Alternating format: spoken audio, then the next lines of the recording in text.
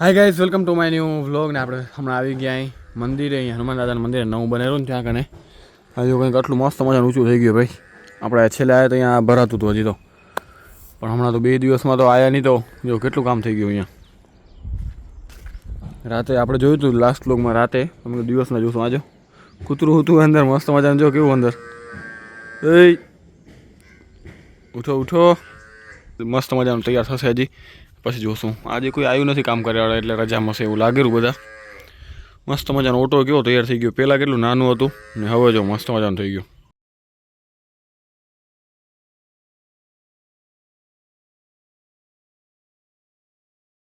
તો આપણે જઈ રહ્યા હમણાં વાડીએ આપણે કપાસ જે વીણારો ને હમણાં તે ભીનો થઈ ગયો વરસાદના કારણે. તો બધું આપણે સરખો કરવા જવાનું હોય, આમ ખુલ્લો કરી દઈને આમ તો તડકામાં શું હમણાં તડકો થયો હવે 2 દિવસ થયા તો આમ હુકાઈ જાય એમ. ભીનો હતો બધો આમ કોરો થઈ જાય ને તો સારો એવો થઈ જાય એમ આમ. ને પછી જવાનું આપણે ડ્રેગન ફ્રૂટ ઉતારવા. તો ડ્રેગન ફ્રૂટ ઉતારવા જશું પછી. તો કઈ સારો કપાસ જો હજી બધો વરસાદમાં પલળી ગયો હતો, એ આપણે હવે બધો આમ ખુલ્લો કરી દીધો હોય તો શું તડકામાં થોડુંક આમ સુકાઈ જાય ને તો સારો એવો થઈ જાય કપા એમ.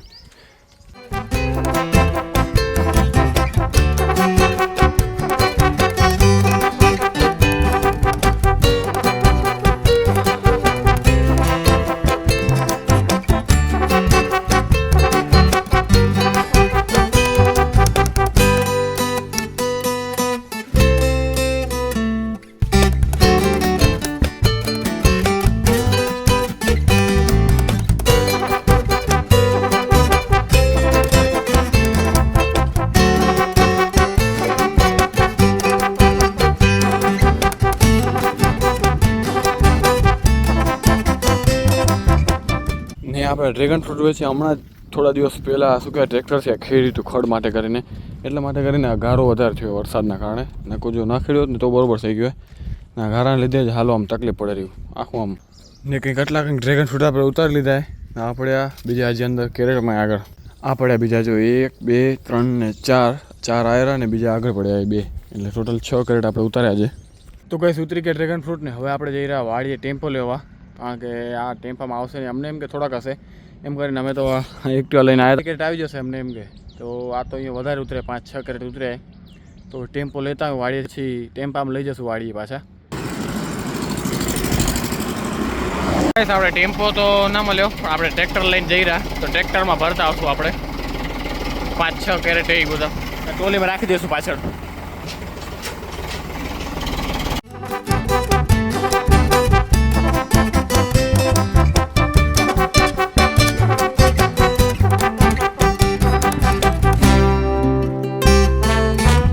ગાઈસ તો આવી ગયા હમણાં ઘરે આપણે ડ્રેગન ફ્રૂટ ઉતારી પછી ગયા હતા આપણે દવાઈ છાંટવા.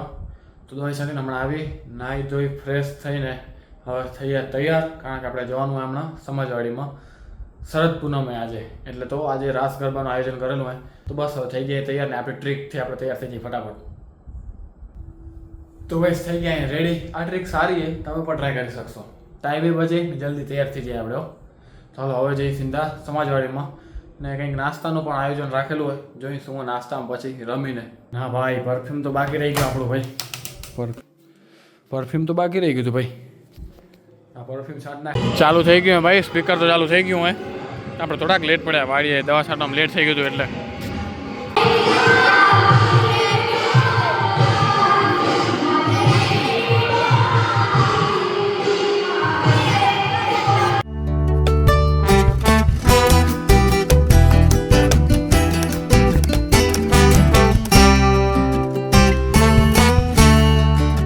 શરદ પૂનમના કોઈ રમ્યા ના રમ્યા થોડું રમ્યા ને હાલો હવે થઈ નાસ્તાની તૈયારી. હાલો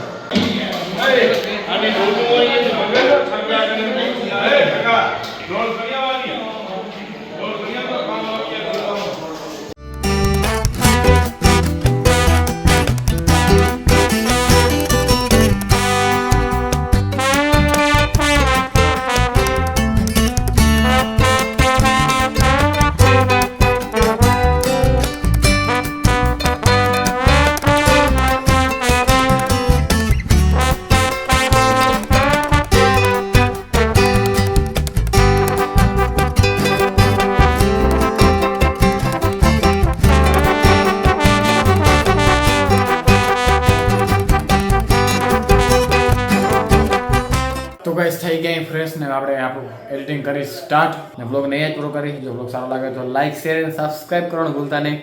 તો મળીએ કંઈક આવા બ્લોગ સાથે. ત્યાં સુધી બાય બાય.